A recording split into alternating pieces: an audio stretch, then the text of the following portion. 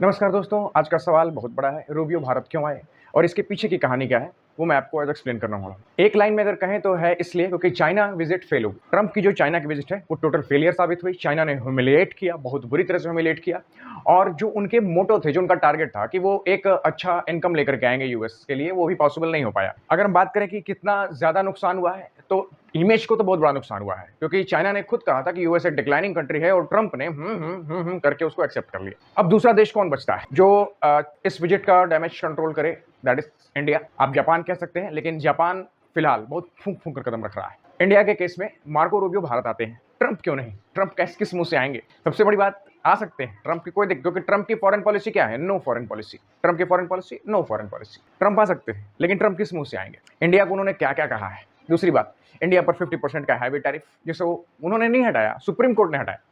उसके बाद चाइना को, पाकिस्तान को बार बार पैम्पर करना, पाकिस्तान को तो माय फेवरेट फील्ड मार्शल पता नहीं क्या क्या बोला। तो ऐसे में किस मुंह से वो आएंगे? रूबियो एक ऐसा चेहरा थे जो अभी तक मुंह से जो शिट करने वाला काम है ट्रंप का, उससे थोड़ी सी दूर रहे थे और संभल के बोलते रहे हैं अब तक। तो रूबियो भारत में आए और उनका मेन टारगेट क्या था? वेनेजुएला का ऑयल भारत को बेचना। दुनिया शौक है कि भारत का इस समय जो सबसे टॉप 3 आपके जो ऑयल सप्लाइंग कंट्रीज है, उसमें 3rd नंबर पर वेनेजुएला आ रहा है। वेनेजुएला तब का वेनेजुएला नहीं है, वेनेजुएला अब अमेरिकन वेनेजुएला है, क्योंकि अमेरिकन कंपनियां अब जो है वेनेजुएला के ऑयल को कंट्रोल कर रही हैं। हाँ, तो अमेरिका कहने पर वेनेजुएला की ऑयल की परचेसिंग कर रहा है भारत? नहीं, नहीं, ऐसा नहीं है। दाम, वेनेजुएला का जो ऑयल है वो इंटरनेशनल क्रूड ऑयल से बहुत सस्ता है और इसलिए इंडिया वेनेजुएला का ऑयल परचेस कर रहा है, ना कि अमेरिका कहने पर। तो फिर और भी देश क्यों नहीं परचेस कर रहे हैं? क्योंकि वेनेजुएला के ऑयल की क्वालिटी, अगर आप दुनिया के तमाम रिफाइनरी कंट्रीज को देखेंगे जहां पर ऑयल रिफाइन होता है, क्रूड ऑयल रिफाइन होकर के पेट्रोल डीजल में कन्वर्ट किया जाता है, उनकी कैपेसिटी आप देखेंगे तो सबसे बेस्ट और सबसे अच्छी कैपेसिटी जामनगर रिफाइनरी की है, रिलायंस की। गाढ़ा कच्चा तेल जो बिल्कुल तार जैसा होता है, वेनेजुएला का ऑयल बहुत लो क्वालिटी का होता है, उससे पेट्रोल ऑयल निकालना हर रिफाइनरी की बस की बात नहीं है।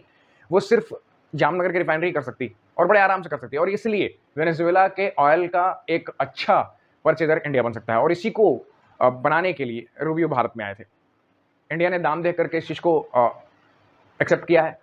हालांकि एस जयशंकर ने रूबियो के सामने ही बोल दिया है कि इंडिया, अब हम भी, जब आप अमेरिका फर्स्ट की नीति पर चल रहे हैं तो हम भी इंडिया फर्स्ट नीति पर चल रहे हैं, जहां सस्ता मिलेगा वहां से खरीदेंगे। तो लोग कहें रशियन ऑयल, देखिए रशियन ऑयल अब सस्ता नहीं रहा, रशियन ऑयल अब महंगा हो चुका है। रशिया ने जब देखा कि ईरान क्राइसिस शुरू हो गया है, हॉर्मुज क्राइसिस शुरू हो गया है, तो उसने अपने तेल के दाम बढ़ा दिए और ऊपर से प्लस उसका जो ट्रांसपोर्टेशन कॉस्ट है वो जुड़ जाता है, तो ईरान का तेल अमन महंगा हो जाता है।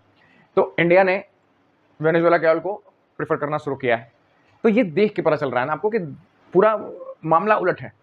ब्रिक्स कंट्रीज की जो फॉरेन कंट्रीज की मीटिंग हुई थी इंडिया में, ब्रिक्स 2026 का अध्यक्ष है भारत और उसकी अलग अलग मिनिस्टर्स की विजिट हो रही है। तो जो फॉरेन मिनिस्टर्स की विजिट हुई थी, उस विजिट में चाइना नहीं आया था क्योंकि चाइना यूएसए को होस्ट कर रहा था उस समय।